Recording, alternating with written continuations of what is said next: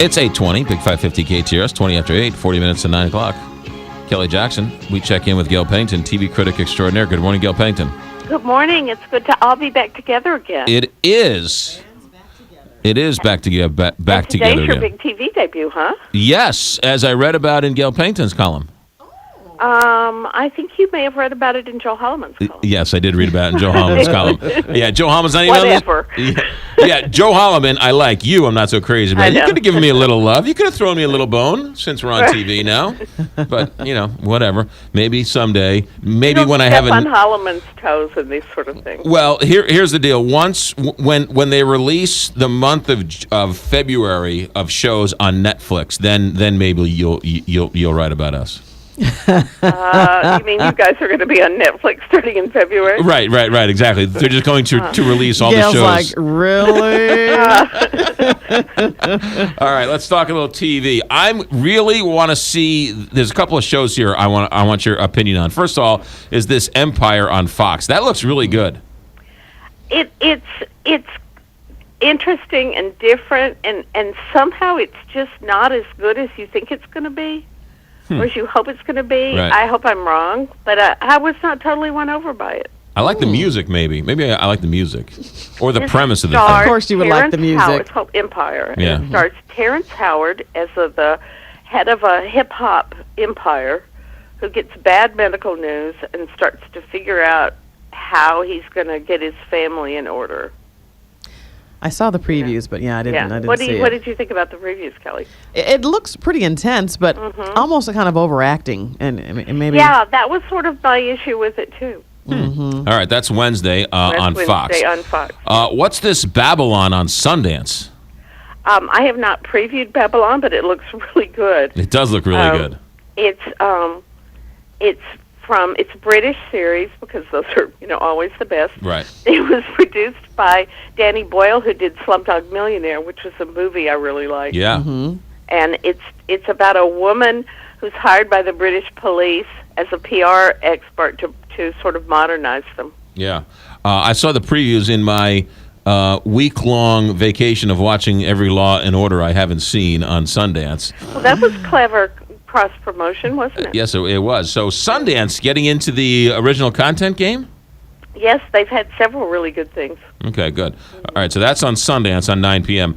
Togetherness on HBO. What do we think about this one?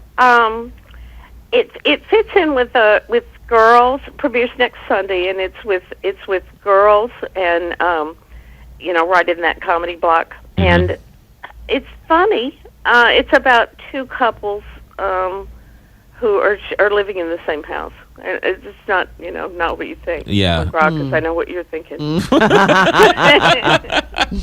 No. So okay, I just thought it was like a midlife crisis TV show. Like you could describe it as that, yeah. Is it like, what is it, Mary, Ted, Alice? What was that movie? No, it's not about that, Kelly. Okay, Get your mind out of the gutter. I need to really get my mind out of the gutter. Can we talk about girls for a moment here? And then I want to ask you about one other thing, too. Okay. So I watched every episode of last year of Girls. And I please, I don't want to say this publicly, but I really liked it. But you just did say it publicly. I actually really, really, really liked it. Well, you know what that says about you, McGraw. I'm afraid. It says that you're it says that you're hipper than any one of us ever suspected. Yeah, I mean, That was kind of insulting. You didn't think I was hip? I thought it was a compliment. yes, that you could admit that you. I, for whatever reason, I thought that Leah Dunham was too off the charts and too weird and everything else, but it was really, it's Sex and the City on steroids.